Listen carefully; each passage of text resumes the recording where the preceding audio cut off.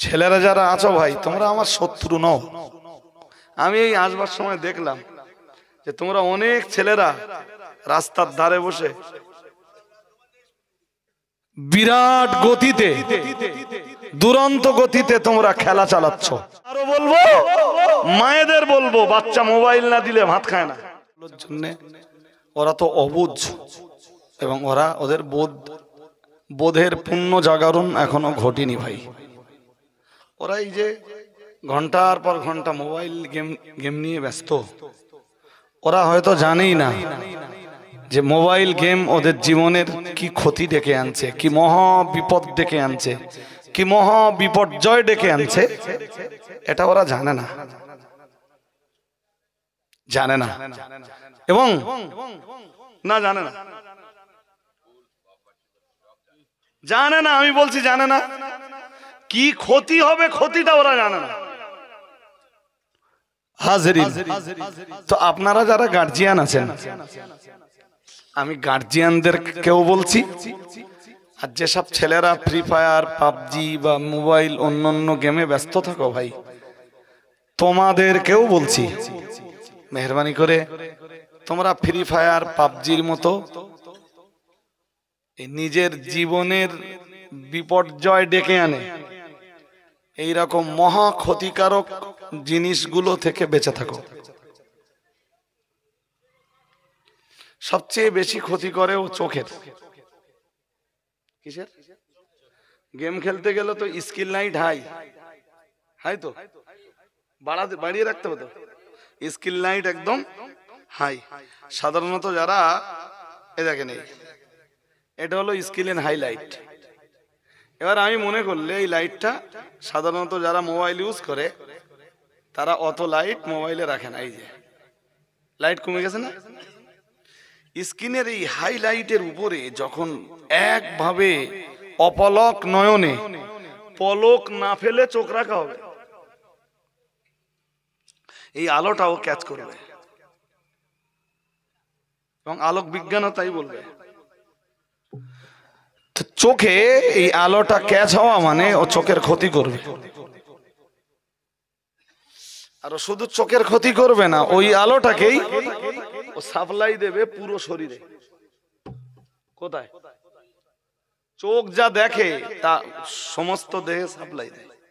সারাদিন প্রচন্ড খেটেছেন, পশুর মতো পরিশ্রম করেছেন, বিরাট কষ্ট হয়ে গেছে, রাত্রেবেলা 7-8 ঘন্টা ঘুমানোর পরে দেহের কষ্ট একটু কমে যায় না? হ্যাঁ না বলে না? কমে যায় তো? চোখ ঘুমিয়েছে না দেহ ঘুমিয়েছে?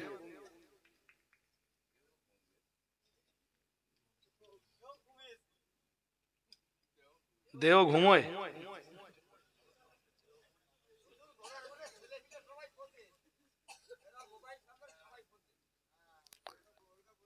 ঘুমায় কে? চোখ। আরাম পায় কে? এর মানে এইটা যে চোখ এইটা মানে ওই ঘুমটাকে গোটা দেহে সাপ্লাই দেয়।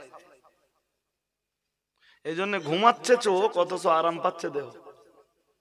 সুবহানাল্লাহ বলুন।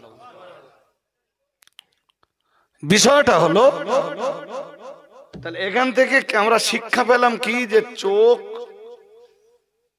যেটাই দেখুক বা চোখে যেটাই ঘটুক, ওর কাজ হলো চোখের সাথে সারা দেহ তার আছে, ওইটা সাপ্লাই দেয়।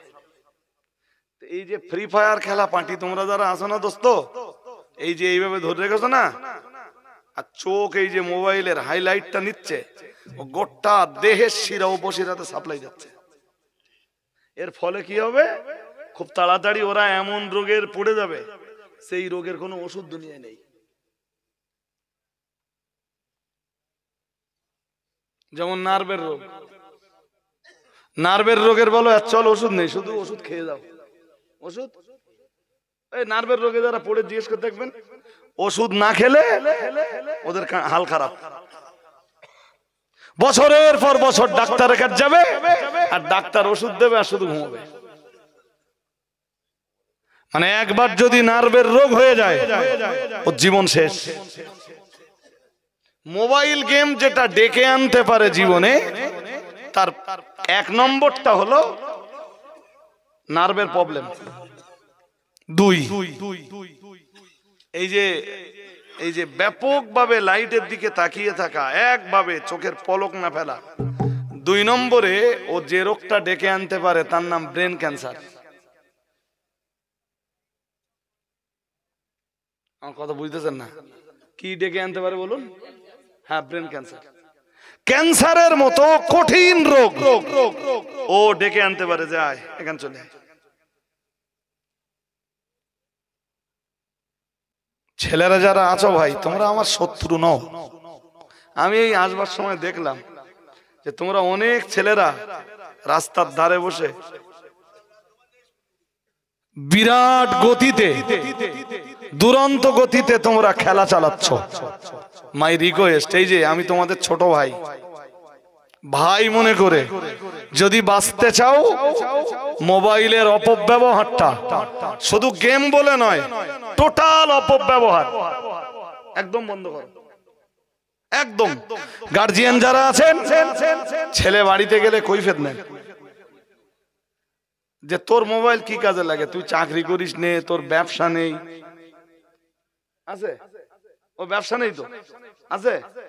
ও চাকরি আছে তো তুই 15 বছর বয়স, তোর মোবাইল কি কাজে লাগে?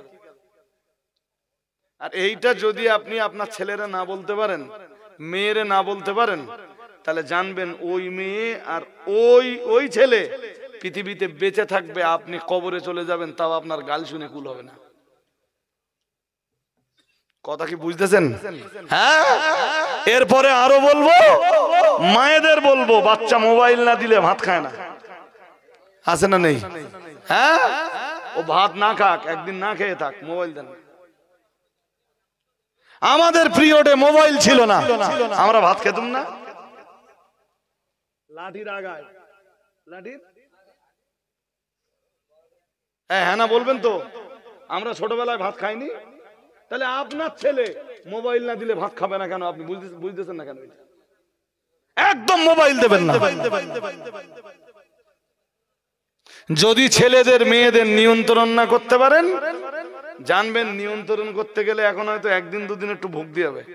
আর যদি নিয়ন্ত্রণ না করতে পারেন, সারা জীবন ভোগাবে, মরার পরেও ভোগাবে আপনার। আল্লাহ আমাদের বুঝবার তৌফিক দান করুন। বলুন আমিন, বলুন আমিন। সবরেসানির আগে আর একটা বার্তা, জামিয়া রিসালাত সাওয়াবের বার্তা তো রাকিব সাহেব দিয়েছেন। পয়লা, দোসরা, তেসরা ফাল্গুন সবার দাওয়াত থাকলো জামিয়া রহমানিয়া রিসালাত সাওয়াবে, মেহেরবানি করে যাবেন।